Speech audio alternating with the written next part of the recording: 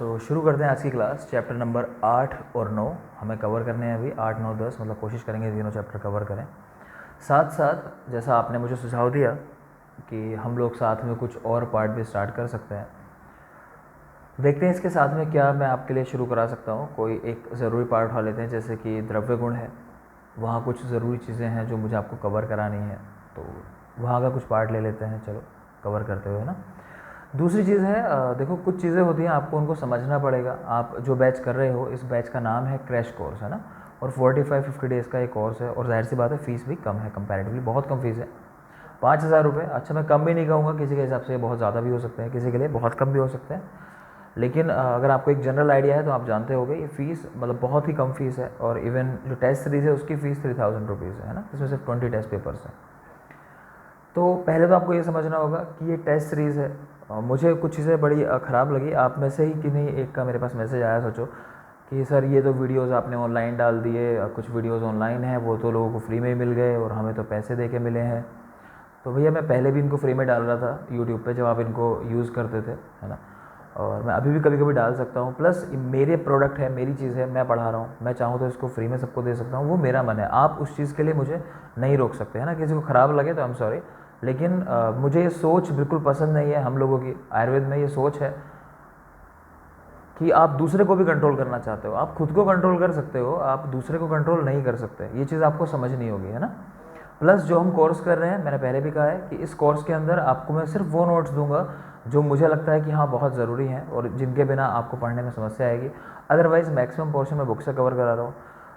Crash course में एक fix part ही cover किया जाता है, मतलब सिर्फ ज़रूरी चीज़ों के ऊपर फोकस किया जाता है, बाकी चीज़ें नहीं पढ़ी जाती हैं। लेकिन फिर भी मेरी कोशिश है कि मैं आपको सब कुछ पढ़ा दूँ। अब इसको आप मेरी अच्छाई समझ लो या बुराई समझ लो, है ना। तो दूसरे लोगों को भी कुछ बुराई लगेगी, जो लोग 16,000 फीस दे के कर रहे हैं, उनको भी ऐसा शायद लगेगा सर आपने तो उनको इतने कम पैसों में इतना कुछ करा दिया, हमें तो इतने पैसे लिए। तो वो मेरा पर्सनल इशू है, मैं किससे कितने पैसे चार्ज करता हूँ। सपोज़ करो मैं किसी से 1 लाख रुपए देता हूँ, कोई मुझे देता है, तो वो उसका और मेरे बीच की बात है, उसमें आप परेशान नहीं होगे। ये बात बिल्कुल क्लियर कर लेंगे। तो प्लीज़ आज के बाद मुझे इस बारे में आप बिल्कुल नहीं बोलेंगे, मैं ये बिल्कुल क्लियर कर दे रहा हूँ। रही बात आपके पैसों की, आपको अगर लगता है तो आप अपने पैसे वापस ले सकते हो, मैं नाम नहीं ले रहा, लेकिन आप समझ सकते हो मैं किसकी बात कर रहा हूँ। तो मैं इन चीज़ों में बिल्कुल क्लियर हूँ, तो मुझे इस तरह का डिस्कशन बिल्कुल भी पसंद नहीं है, ठीक है। तो शुरू करते हैं चैप्टर नंबर 7 चैप्टर नंबर 8 के साथ। तो देखते हैं, तो चैप्टर नंबर 7 तो हो चुका है हमारा। चैप्टर नंबर 8 है इंद्रियोक्रमणीय अध्याय। इंद्रियोक्रमणीय अध्याय, मैं फिर बोल रहा हूँ, किसी को मेरी बात बुरी लगी हो तो मैं माफ़ी मांगता हूँ, लेकिन फिर भी आप उस लेवल को नहीं क्रॉस करेंगे। भले ही आपने फ़ीस पे की है, लेकिन यहाँ मैं आपको पढ़ाने वाला हूँ, मैं टीचर हूँ और आप स्टूडेंट हो, उसी लेवल पर हम बात करेंगे, है ना। मैंने हमेशा कहा है कि मुझे कुछ चीज़ें आपको समझनी होंगी, आप डॉक्टर हो, मैं उम्मीद करता हूँ आपसे उस तरह के व्यवहार की।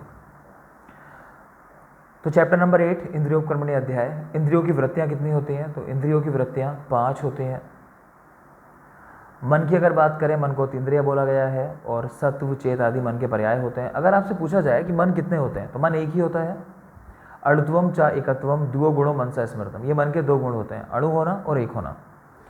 दूसरा, अगर पूछा जाए मन के भेद कितने होते हैं, तो मन के भेद 3 बताए गए हैं। जाहिर सी बात है, प्रवर, मध्यम और अवर सत्व, इस तरह करके मन के 3 भेद हैं। मनः पुरः सराणी, मन सभी इंद्रियों से आगे चलता है। मनः पुरः सराणी, बुक्स में टैली करना चाहते हो, मैं श्लोक बताता चलता हूँ आपको। तो यह है श्लोक नंबर 7।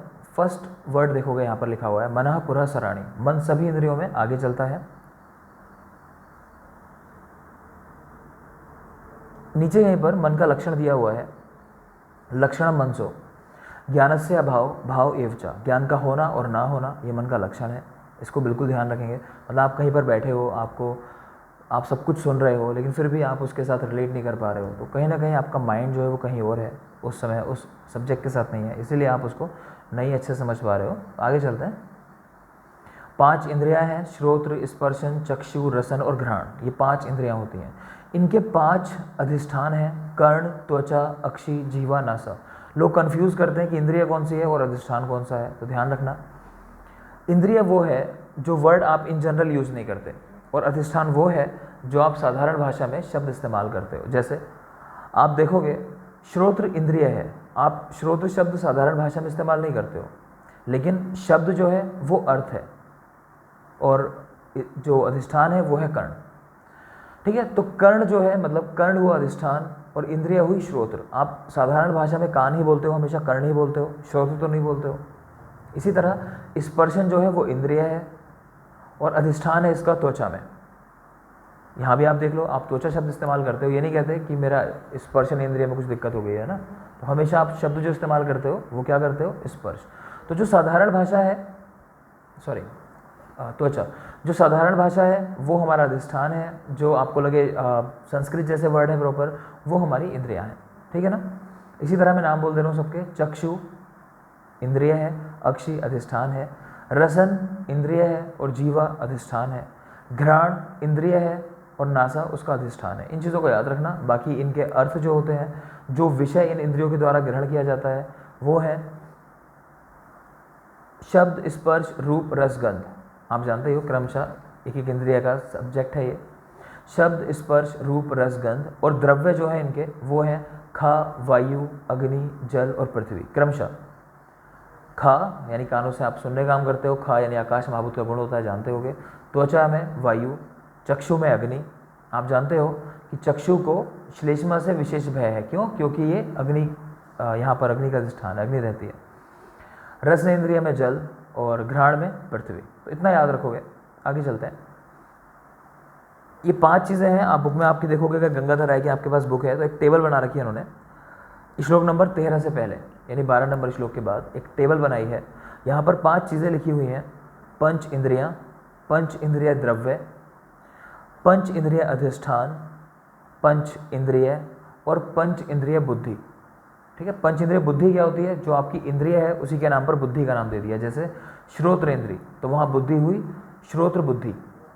स्पर्शन इंद्री तो बुद्धि हुई स्पर्शन बुद्धि। तो ये जो 5 पेयर है टोटल, पंच इंद्रिया, पंच द्रव्य, पंच अधिष्ठान, पंच अर्थ और पंच बुद्धियाँ, इनको इंद्रिय पंचक बोलते हैं। तो याद रखना इंद्रिय पंचक। तो ये 5 चीज़ें हैं। बिना चक्षु के लोक व्यर्थ है, बिना चक्षु के लोक व्यर्थ है। जो ये 5 तरह की बुद्धियाँ हैं ये क्षणिक होती हैं और निश्चयात्मक होती हैं, यानी क्षण भर के लिए उत्पन्न होंगी, क्षण भर में ही आपको कोई एक रिजल्ट मिल जाएगा आपके माइंड से। और ये इंद्रियां जो होती हैं कैसी होती हैं? निश्चयात्मिका, यानी निश्चय कराने वाली होती है, सब्जेक्ट के बारे में बिल्कुल क्लियर आपको नॉलेज देने वाली। यहीं पर चाहोगे तो लिख लो, धृति नियमात्मिका, धृति नियमन करती है हमारा, और जो बुद्धि है वो निश्चय कराने वाली है, बुद्धि निश्चयात्मिका। तो बिल्कुल ध्यान रखेंगे। आगे चलते हैं। अध्यात्म द्रव्य। अध्यात्म द्रव्य 2 होते हैं, मन और आत्मा। तो मन और आत्मा, इनको बोलते हैं अध्यात्म द्रव्य। ये आपको मिल जाएंगे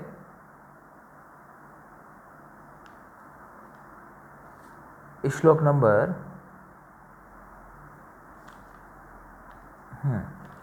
ये है आपका श्लोक नंबर 17 में जैसे देख लोगे, श्लोक नंबर 17, फिर इसके आगे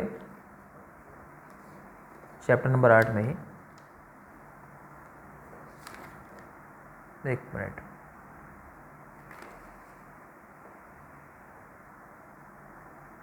मैं क्लियर आपको बता देता हूँ, फिर कन्फ्यूज़न रह जाता है अगर वो चीज़ मिलती नहीं है देखने के लिए।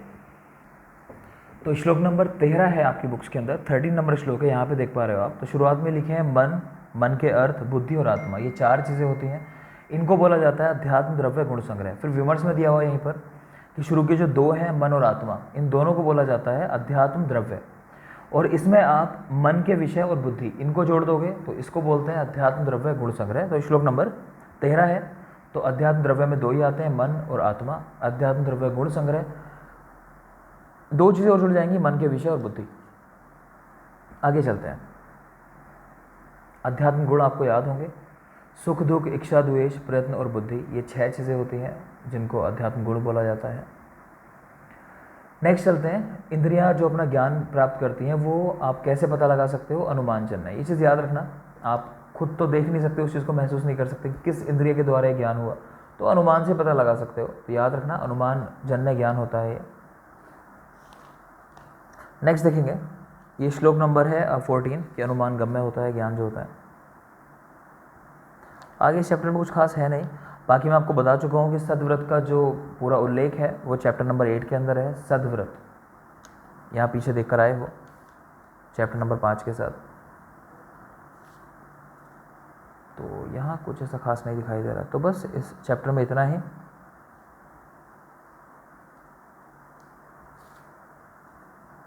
कुछ और नहीं है यहाँ पर ज़रूरी आपके लिए, ठीक है।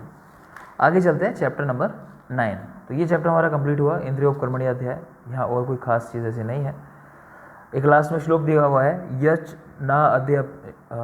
यश्च न अन्यदपि किंचित तस्यानुक्तम ही पूजितम व्रतम तदपि चा अत्रे सदैव अभ्यानुमन्यते। कहने का मतलब है कि वो चीज़ें जो यहाँ नहीं बताई गई हैं लेकिन आप जानते हो व्यवहार में कि उनको इस्तेमाल करना चाहिए, वो अच्छी होती है, और जो चीज़ें बताई गई हैं कि नहीं इस्तेमाल करनी चाहिए, तो उन सब चीज़ों का भी आपको खुद से ही पालन करना है। ये नहीं सोचो कि कोई आके बताया या मैं लिखूँ यहाँ पर, ये संहिता में लिखा हो।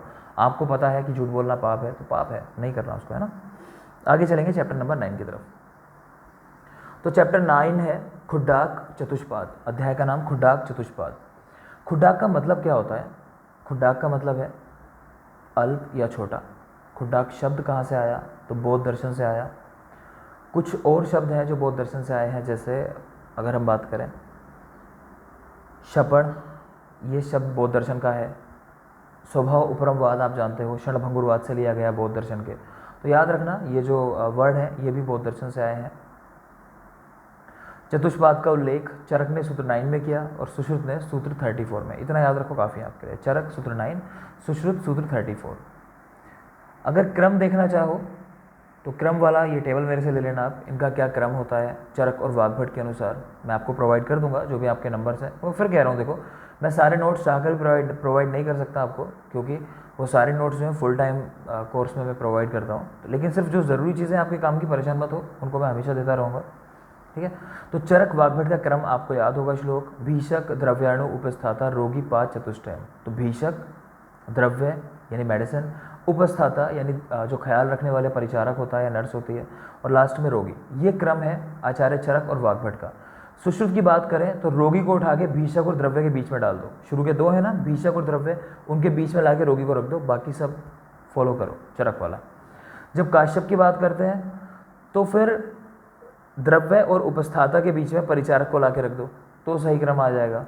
अगर भेल की बात करोगे तो फर्स्ट है भेषज, उसके बाद उपस्थाता यानी ख्याल रखने वाला, उसके बाद आतुर यानी पेशेंट, और लास्ट में वैद्य को रखा है आचार्य भेल ने। अगर ये समझ ना आया हो तो एक बार नोट्स के साथ टैली करना, इजीली समझ जाओगे मैं क्या कहना चाहता हूँ। तो याद रखना, सुश्रुत ने परिचारक को उठा के 2nd नंबर पर कर दिया और काश्यप ने परिचारक को उठा के 3rd नंबर पर कर दिया। ऐसे भी समझ सकते हो याद करने के लिए। आगे देखेंगे, इस चैप्टर में लिखा है कि सद्व्रत के पालन से अर्थ द्वय की प्राप्ति होती है। अच्छा, ये प्रीवियस चैप्टर के नोट्स यहाँ पर एक पेज ऐड हो गया बीच में, चलो मैं बता देता हूँ, कोई बात नहीं है। प्रीवियस चैप्टर में रह गए थे 1-2 पॉइंट्स हैं, इनको कवर कर लोगे कि सद्व्रत के पालन से अर्थ द्वय की प्राप्ति यानी आरोग्य और इंद्रियों पर विजय मिल जाती है आपको, ठीक है। प्लस वहाँ विमर्श में कुछ भाव प्रकाश के पॉइंट्स थे कि भाव प्रकाश ने संध्या के समय 5 चीज़ें करने को मना की हैं। कौन कौन सी? भोजन, अध्ययन, मैथुन, शयन और अध्व। अध्व होता है पैदल चलना। ये 5 चीज़ें आचार्य भाव प्रकाश ने मना की हैं संध्या के समय। चरक में 4 ही चीज़ें हैं, भोजन, अध्ययन, मैथुन और शयन। अध्व नहीं माना उन्होंने। भाव प्रकाश ने अध्व को भी मना कर दिया। आगे देख रहे हैं, खैर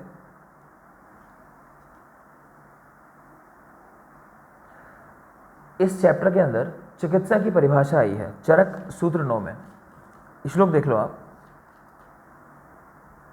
श्लोक नंबर 5, चतुर्णाम भीषकादीनाम शस्तानाम धातु वैकृते प्रवृत्ति धातु साम्यार्था चिकित्सा इत्यभिधीयते। तो चारों जो है भीषक आदि यानी भीषक, द्रव्य, रोगी और उपस्थाता, ये चारों मिलकर जो क्रियाएं करते हैं धातुओं को सम करने के लिए, उसी को चिकित्सा कहते हैं, ठीक है। ये चिकित्सा होती है। यहाँ पर जब परिभाषा देख रहे हो ये, और चैप्टर नंबर 16 जब आप देखोगे चरक सूत्र का, तो वहाँ भी परिभाषा आई है।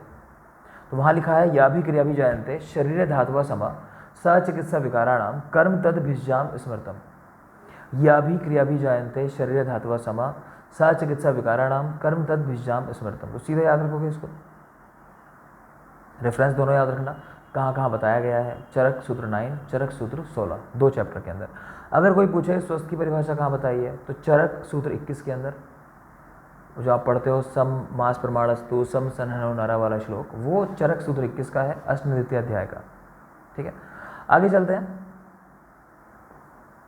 सबके गुण बताए हुए इस चैप्टर के अंदर कि वैद्य के गुण क्या होते हैं, औषध के गुण क्या हैं, उपचारक के गुण क्या हैं, रोगी के गुण क्या है, तो उनको देख लेते हैं। चलो मैं यहीं पर आपको सुश्रुत और वाग्भट के भी ज़रूरी पॉइंट्स है वो कवर करा देता हूँ। तो सबसे पहले वैद्य के गुण। तो श्रुते पर्यवदातत्वम बहुशो दृष्टकर्मता दाक्ष्यम शोचम इति गेयम वैद्य गुण चतुष्टयम। तो श्रुते पर्यवदातत्वम बहुशो दृष्टकर्मता, जो दूसरे कहें उसको सुनने वाला हो, बहुत बार सुना हुआ हो शास्त्रों को भी उसने। बहुशो दृष्टकर्मता, बहुत बार अपनी जो शल्य चिकित्सा है या कोई भी चिकित्सा है उसकी प्रैक्टिस कर चुका हो, तो दृष्ट कर्मा है, पढ़ चुका प्लस देख चुका उन चीज़ों को, दक्ष है अपने काम में और पवित्रता रखता है, शौच। ठीक है, तो वो तो जानते ही हो हमारे प्रोफेशन में सफाई रखना कितना ज़रूरी है, खासकर अपने हाथों की, जहाँ से आप टच करते हो बार बार पेशेंट को। तो ये गुण है वैद्य के। तो यहाँ दो गुण देख पा रहे हो, दाक्ष्य और शौच। ये दो गुण जो हैं ये उपचारक में भी मिलते हैं। दाक्ष्य और शौच गुण चाहो तो लिख लो, ये दोनों गुण कॉमन है। दाक्ष्य और शौच ये दोनों गुण वैद्य के भी हैं और उपचारक के भी हैं, मतलब परिचारक के, है ना, वैद्य और परिचारक दोनों के गुण हैं। आगे देखोगे, अगला है चरक विमान 8 में उन्होंने एक दो वर्ड दिए हैं ज़रूरी। एक जित हस्तता, एक प्रतिपत्तिज्ञता। तो जित हस्तता यानी जिसके हाथों में यश हो, कि आपने जो एक बार अपने चिकित्सा शुरू कर दी तो ठीक ही कर दोगे उस पेशेंट को, तो इसको बोलते हैं जित हस्तता। प्रतिपत्तिज्ञता यानी आप जानते हो कि क्या नुकसान हो सकते हैं किसी चीज़ के, क्या फ़ायदा हो सकता है, वो सब आपको ज्ञान है, तो याद रखेंगे। सुश्रुत, उन्होंने भी कुछ वर्ड ऐड किए हैं यहाँ पर। तो कौन कौन से वर्ड हैं वो, तो पहला है स्वयंकृति, दूसरा है व्यवसाय विशारद और तीसरा है सत्य धर्म परो। ठीक है, तो चिकित्सक को स्वयंकृति यानी वो अपनी मेडिसिन खुद बनाता हो, इस तरह का होना चाहिए, ऐसा नहीं किसी के ऊपर डिपेंडेंट हो। क्योंकि क्या होता है ना कि जब कोई और आपको मेडिसिन दे रहा है तो आप श्योर नहीं हो सकते हो कि वो ठीक है या नहीं, लेकिन आप खुद से बना रहे हो तो आपको पता है कि हाँ आपने बेस्ट चीज़ इस्तेमाल की होगी। व्यवसायी विशारद, डॉक्टर कैसा होना चाहिए, व्यवसाय विशारद यानी अपने व्यवसाय में कुशल होना चाहिए। सत्य धर्म परो, सत्य धर्म का पालन करने वाला हो। और पीयूष पाणी, ऐसा बोला है वैद्यक जीवन ने। तो वैद्यक जीवन एक बुक है लोलिमराज की, आपसे बताया होगा, 17वीं शताब्दी। उनका एक बहुत फेमस श्लोक है, पथ्य सती गदार्थ से कि मोशन निषेवणम, साथ में लवंगादि वटी उनकी है। ठीक है, तो इसको ध्यान रखोगे, कास्ट में इस्तेमाल होती है लवंगादि वटी। तो उन्होंने कहा पीयूष पाणी यानी उसके हाथों में अमृत होना चाहिए, डॉक्टर के हाथों में। तो यहाँ ध्यान रखोगे, चरक का मेन था हमारा शौच और दाक्ष्यम, जो परिचारक और डॉक्टर दोनों का गुण है। ठीक है, इसके अलावा चरक ने सभी के यानी 4 चीज़ें हैं, चारों के ही 4-4 गुण बताए, ये भी आपको याद रखना है, टोटल 16 गुण हो जाते हैं ना। नेक्स्ट चलते हैं औषध के बारे में। औषध है बहुता तत्र योग्यत्वम अनेक विध कल्पना। देखते चलो, श्लोक नंबर 7 है ये। तो बहुता तत्र योग्यत्वम, ठीक है, तो मतलब आसानी से मिल जाए, अधिक रूप में प्राप्त होती हो, योग्य हो, अपना काम कर सके, अनेक विध कल्पनाएं बना सको उसकी, और संपच यानी अपने गुणों से परिपूर्ण हो। तो ये 4 गुण बताए आचार्य चरक ने। चाहो तो चरक के श्लोक याद कर लेना आप। आगे देखते हैं वाग्भट, वो कहते हैं बहुकल्पम बहुगुणम संपन्नम योग्यम औषधम। तो लगभग सेम ही बात है, कुछ याद नहीं करना आपको। सुश्रुत कहते हैं प्रशस्त देशे प्रशस्ते अहनि चा उद्धृतम। प्रशस्त देशे यानी अच्छी जगह से उखाड़ी गई हो, अच्छे देश से ली गई हो मेडिसिन। और दूसरा है प्रशस्ते अहनि चा उद्धृतम यानी सही दिवस पर आपने उखाड़ी हो। आपको पता है जैसे जनरली मना करते हैं कि भाई रात के समय मेडिसिन को मत उखाड़ो, तो वो जो रूल है बेसिक वो भी आपको फॉलो करने हैं साथ साथ, तो इसका ध्यान रखोगे। आगे चलते हैं,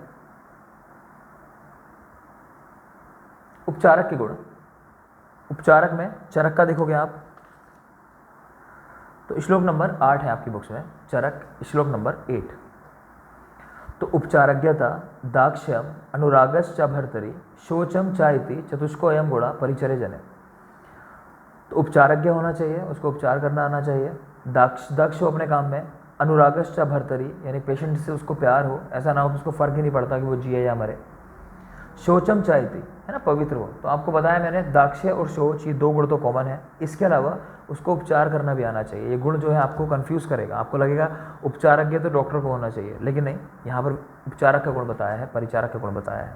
ठीक है ना, तो याद रखेंगे 4 गुण यहाँ भी बताए गए हैं, जो ज़रूरी है वो आप जानते ही हो। आगे चलो, सुश्रुत ने बताए हैं स्निग्धो आजुगुप्सु स्निग्धो जुगुप्सु आजुगुप्सु और बलवान। तो जो परिचारक हो वो कैसा हो, स्निग्ध होना चाहिए, मतलब ऐसा लगे कि हाँ भाई उसको खाना पीना प्रॉपर मिलता है, अच्छी ताकत वाकत हो शरीर में उसके। अजुगुप्सु, आपसे कुछ छुपाए ना। कई बार क्या होता है कि मेडिकल स्टाफ गलती कर देता है और वो लोग डॉक्टर को बताना ज़रूरी नहीं समझते, उनको लगता है कि बताएंगे तो शायद डांट पड़ेगी। तो ऐसा नहीं होना चाहिए कि आपसे बातें छुपा जाए, आपको बताने वाला होना चाहिए। तीसरा, बलवान होना चाहिए, ठीक है। तो स्निग्धो आजुगुप्सु बलवान वैद्य वाक्य कृत आश्रांता, जो भी काम वैद्य ने, डॉक्टर ने उसको बताया है वो उसको करने वाला होना चाहिए, ऐसा नहीं कि टाल गया कि चलो बाद में कर लेंगे। दूसरा है, एक वर्ड आया आजुगुप्सु, आप यहीं पर याद रखोगे। जुगुप्सु चिकित्सा कहाँ बताई गई है, जुगुप्सा चिकित्सा यानी चोरी छिपे कुछ ट्रीटमेंट दिया जाता है, तो वो बताई गई है राज्यक्षमा के संदर्भ में, बिल्कुल याद रखोगे। राज्यक्षमा में जुगुप्सा चिकित्सा का उल्लेख आया है। वहाँ क्या करते हैं कि राज्यक्षमा का वो पेशेंट जिसका बल बिल्कुल क्षीण हो चुका है, तो उसको ठीक करने के लिए क्या करते हैं, अगर वो मांस नहीं खाता है, चोरी छिपे नॉनवेज खिलाने का विधान आया है मांस खिलाने का, तो वो चीज़ याद रखोगे। तो जुगुप्सा चिकित्सा राज्यक्षमा में आचार्य चरक ने इंडिकेटेड की है, तो इसको ध्यान रखना है। आगे देखेंगे रोगी के गुण। तो रोगी के गुण श्लोक नंबर 9 है। तो स्मृति निर्देशकारित्व, तो एक तो उसकी स्मृति हो, प्रॉपर आपको हिस्ट्री बता सके मुझे कैसे कैसे बीमारी बढ़ी आगे। निर्देशकारित्व, जो आपने कहा उसका पालन करें, ठीक है। डरपोक ना हो और ज्ञापकत्वम चार रोगाणा, रोगों को जानने वाला हो। तो श्लोक है स्मृति निर्देशकारित्वम भीरुत्वम अथ अपि ज्ञापकत्वम चार रोगाणा, ठीक है। तो डरपोक नहीं हो और अपने रोग को जानने वाला हो। आगे चलते हैं, यहीं पर देखोगे सुश्रुत के अनुसार आयुष्मान, सत्ववान, साध्य हो उसका रोग, द्रव्यवान हो मतलब पैसे वाला पेशेंट हो, ऐसा नहीं कि आप ट्रीटमेंट करने चले उसने कहा भाई हम पे तो इलाज के पैसे ही नहीं है, प्लस आत्मवान, आस्तिक, वैद्य वाक्यस्थ हो, उसकी आस्था आपके अंदर हो। देखो आस्था बहुत ज़रूरी चीज़ होती है दोनों जगह पर, अगर आप डॉक्टर से ट्रीटमेंट ले रहे हो तब भी, अगर आप कहीं पढ़ रहे हो तब भी। तो अगर मेरे से पढ़ रहे हो तो मेरे ऊपर भरोसा रखो, तो जो भी मैं करूँगा यहाँ पर बैठ के आपके लिए वो अच्छा ही करने की कोशिश करूँगा, है ना। अगर मेरे मन में कोई गलत भाव आता है इस तरह का कि भाई मैं आपको सब बातें बताना मैं ज़रूरी समझता नहीं हूँ, लेकिन फिर भी तो ऐसा नहीं है कि जो कुछ मैं करता हूँ सिर्फ आपसे एक फ़ीस ली, सिर्फ वहीं तक हमारी एक्टिविटीज़ सीमित हो जाती हैं। अभी साल के एंड में भी आपको पता चलेगा मैं कुछ एक्टिविटीज़ ऐसी करता हूँ हमेशा जो कहीं ना कहीं चैरिटी होती है आप ही के नाम से, ठीक है ना। और ऐसा नहीं है कि मैं अपने आप को बाउंड रखता हूँ कि नहीं भाई अगर मैं जिनसे फ़ीस लेता हूँ सिर्फ उन्हीं को मैं अच्छे से एजुकेशन दूँ, उन्हीं को अच्छे से पढ़ाऊँ। अगर मैं पढ़ा सकता हूँ, टाइम होता है, तो मैंने पहले वीडियोस बनाए हैं, मैं आगे भी पढ़ाऊँगा और हो सकता है इन फ्यूचर में भी शायद मैं सब कुछ फ्री कर दूँ। तो लेकिन उसके लिए प्लीज़ मैं फिर दोबारा कह रहा हूँ, आपको बुरा मानने की ज़रूरत नहीं है, आप कहीं ना कहीं किसी के काम में आए। आपने अगर आज फीस दी है तो इसकी वजह से शायद वो सॉफ्टवेयर के थ्रू हम लोग कर पा रहे हैं सब कुछ, है ना। तो आप जानते हो कि वो सॉफ्टवेयर भी जब लिया जाता है तो ऐसे नहीं होता सब कुछ फ्री हो जाता है। तो जो कुछ भी यहाँ बैठ के कर रहे हैं हर चीज़ का एक खर्चा है ना।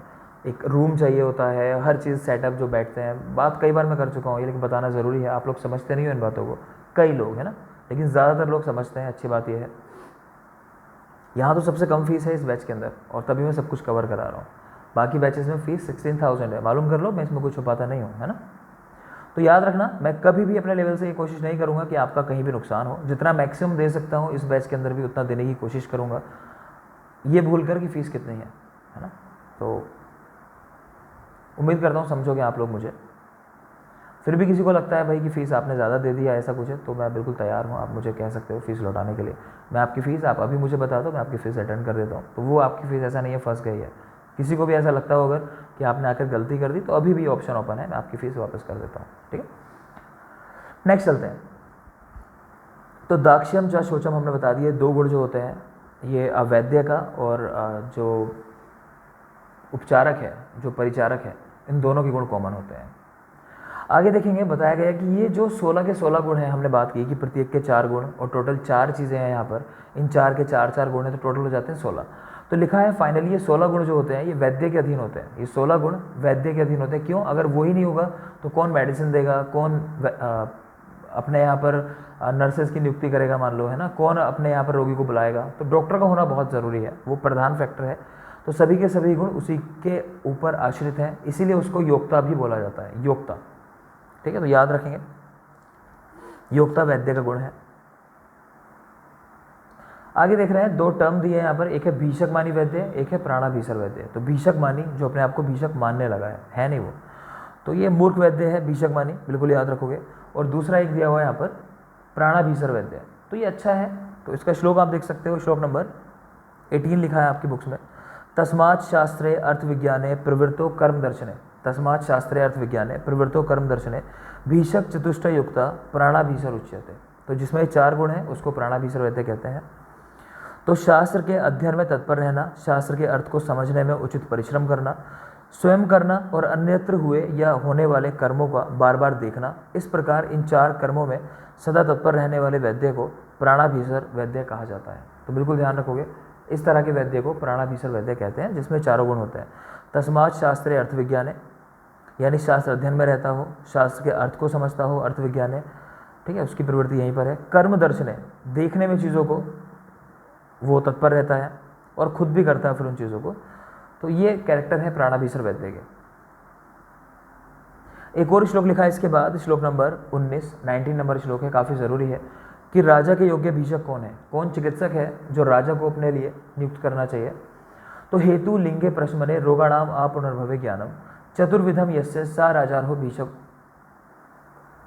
सा राजा हो भीषक उत्तमा। मतलब जो जानता है कि रोग का हेतु क्या है, उसके लिंग क्या है, लक्षण क्या है, उसके प्रशमन के उपाय क्या है और रोग के दोबारा न उत्पन्न होने में क्या कारण है, रोगाणाम पुनर्भवे। तो जो इन चारों को जानता है वही राजा के योग्य भीषक है। तो इसका रेफरेंस याद रखोगे। यहीं पर याद रखना कि पंचकर्म विधानज्ञ जो होता है, जो पंचकर्म का विधान जानता है, वो राजा के योग्य भीषक है, ऐसा बताया है आचार्य भेल ने, ये भी याद रखना है। तो आचार्य भेल ने यह बताया है कि वो राजा के योग्य भीषक है जो पंचकर्म को जानता है। नेक्स्ट देखेंगे, कुछ और चीज़ें यहाँ लिखी हैं तो इनको भी सुन लोगे हल्का सा। एक श्लोक लिखा है चैप्टर के अंदर, श्लोक नंबर 20, शास्त्रम शस्त्राणि सलीलम गुण दोष प्रवर्तय पात्र अपेक्षणीयता प्रज्ञाम चिकित्सार्थम विशोधियत। कि शस्त्र, शास्त्र और सलील, ये तीनों जो है ये पात्र की अपेक्षा रखते हैं अगर पात्र उत्तम नहीं है ना। शस्त्र, शास्त्र और सलील, तो शास्त्र ऐसे व्यक्ति के हाथ में होना चाहिए जो उसका प्रयोग अच्छे से करे। सेम चीज़ शस्त्र के बारे में है और सेम चीज़ जल के बारे में है। तो ज़रूरी नहीं है, देखो एक ही चीज़ 10 लोगों को आप दो, उसका प्रयोग अपने ढंग से करेंगे, है ना। तो कोई उसको अच्छे तरीके से यूज़ करेगा, कोई गलत तरीके से यूज़ करेगा, तो हर तरह के लोग आपको दुनिया में मिल जाएंगे। तो आप उसमें ज़्यादा विचार नहीं करोगे, है ना। उस तरह के लोग मिलते हैं तो बेहतर है उनको अवॉइड करो। गलत लोग अगर आपसे कभी टकराते हैं, मिलते हैं, तो मैं हमेशा इन बातों को कहता हूँ। तो खैर, शस्त्र, शास्त्र और सलील, इन तीनों के लिए लिखा हुआ है कि ये पात्र की अपेक्षा रखते हैं कि किसने इनको धारण किया है। तो ये श्लोक का रेफरेंस है, श्लोक नंबर 20 है, चैप्टर नंबर 9। तो बिल्कुल ध्यान रखोगे। आगे देखोगे, उत्तम वैद्य के 6 गुण यहाँ पर लिखे हुए हैं, उत्तम वैद्य के 6 गुण इस चैप्टर के अंदर। तो श्लोक नंबर देख लो आप, श्लोक नंबर है ये, जस्ट नेक्स्ट है 21 नंबर श्लोक। तो यहाँ लिखा हुआ है विद्या, वितर्क, विज्ञान, स्मृति, तत्परता और क्रियाएं, क्रिया करने में तत्पर होना। मतलब तो ये जो है चिकित्सा कर्म, मतलब क्रिया के लिए लिखा है इन्होंने। ये उत्तम वैद्य के 6 गुण हैं। इसको याद करने की ट्रिक मैं बोल रहा हूँ। हम लोग याद करते थे कि बीवी की स्मृति बीत गई क्रियाओं में, है ना। आप अक्सर देखोगे महिलाएं जो होती है वो थोड़ा सा फॉरगेटफुल हो जाती है कामों के लिए बाद में। तो कारण क्या होता है, तो उसका मैंने कारण बना के याद किया है कि बीवी की स्मृति बीत गई क्रियाओं में। कि बीवी की जो मेमोरी है वो इसलिए लॉस हो गई है कि वो काम इतना ज़्यादा करती है, उनमें ही मन लगा रहता है उसका हमेशा। तो बीवी की स्मृति, तो बीवी यानी विद्या, वितर्क, ठीक है। स्मृति बीत गई, तो स्मृति बीत गई यानी वी से विज्ञान और ता से तत्परता, क्रियाओं में यानी क्रिया यानी चिकित्सा कर्म। तो ये 6 चीज़ें हैं, अगर याद करना चाहो तो कर लेना। खैर नंबर याद होना चाहिए। टोटल 6 कैरेक्टर बताए गए हैं।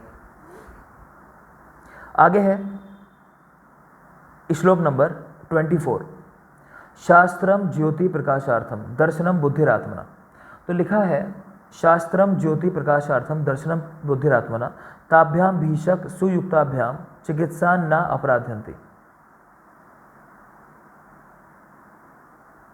तो लिखा है वस्तुओं को प्रकाशित करने के लिए शास्त्र ज्योति है और शुद्ध बुद्धि दर्शन है। इन नर्मल शुद्ध बुद्धि और शास्त्र रूपी दीप से युक्त होकर जो चिकित्सा करता है वो कभी भी ज्ञान में मोह को प्राप्त नहीं करता, मतलब अपराध नहीं करता। मतलब क्या कहने का कि आपके जो शास्त्र है ना, अगर आपने शास्त्र अच्छे से पढ़ा है तो आप चिकित्सा को अच्छे से समझ पाओगे, है ना। जिस तरह से रोशनी के अंदर आप चीज़ों को अच्छे से देख पाते हो, तो अगर आपके पास अच्छा माइंड है, आपने शास्त्र को अच्छे से पढ़ा हुआ है, तो तो आप चिकित्सा करते हुए कभी भी अपराध को प्राप्त नहीं करोगे, मतलब आपको पता होगा कि चिकित्सा कैसे करनी है। तो ध्यान रखेंगे श्लोक नंबर 24, इसका भी रेफरेंस याद करना है। शास्त्र ज्योति प्रकाशार्थम, रेफरेंस पूछा जाता है तो लगा दोगे चैप्टर नंबर 9 चरक सूत्र। सेम शास्त्र ज्योति प्रकाशार्थम वाला वो शस्त्र शास्त्र और सलील वाला श्लोक, वो भी चैप्टर नंबर 9 का रेफरेंस है, उसको भी याद रखोगे। चैप्टर के अगले श्लोक पे आ जाओगे, श्लोक नंबर 26 नंबर श्लोक है। मैत्री कारुण्यमार्तेषु शक्य प्रीति उपेक्षणम प्रकृति स्थेषु भूतेषु, ठीक है, वैद्य वृत्ति चतुर्विधा, कि वैद्य की वृत्तियाँ 4 होती हैं। क्वेश्चन पूछा जाए वैद्य की वृत्तियाँ कितनी हैं, तो 4। कौन सी 4 होती हैं? मैत्री, कारुण्यम आर्तेषु, शक्य प्रीति और उपेक्षणम। तो मैत्री यानी उसकी मित्रता होनी चाहिए, अपने पेशेंट्स जो है उसको दोस्त की तरह उनको ट्रीट करना चाहिए। कारुण्यम आर्तेषु, पेशेंट्स के प्रति उसके मन में करुणा हो, है ना, प्यार हो उनके लिए। शक्य प्रीति, जो साध्य रोग हैं उनमें प्रीति हो। और उपेक्षणम यानी जो असाध्य रोग हैं उनको उपेक्षा करना भी आना चाहिए। सिर्फ ऐसा नहीं कि मुझे पैसे कमाने हैं तो मैं कैसे भी पेशेंट को ट्रीट करने लगूँ, या मुझे सिर्फ एक संबंध बन जाए इस तरह का कि आप सिर्फ पैसों के साथ जुड़े हुए हो और व्यक्तियों के साथ आपका संबंध ना हो, तो उस तरह की चीज़ें नहीं होनी चाहिए। ठीक है, तो ये 4 वैद्य की वृत्तियाँ हैं, मैत्री, कारुण्यमार्तेषु, शक्य प्रीति और उपेक्षणम। अगर पूछा जाए चित्त प्रसादन के कितने उपाय बताए गए हैं योग शास्त्र के अंदर, चित्त प्रसादन के 4 उपाय बताए गए हैं वहाँ भी, तो सिर्फ एक चीज़ चेंज हो जाएगी। कौन सी? मुदिता की जगह शक्य प्रीति है यहाँ पर, तो यहाँ पर आप देख पा रहे हो शक्य प्रीति, और वहाँ योग में आपको मिलेगा मुदिता। ठीक है, तो मुदिता का मतलब यही है वैसे कि इंटरेस्ट रखना दूसरे के अंदर। तो याद रखेंगे यही 4 चीज़ें हैं एक्सेप्ट शक्य प्रीति, जिसकी जगह यहाँ पर मुदिता शब्द आया है। ठीक है, तो शक्य प्रीति की जगह यहाँ पर मुदिता है।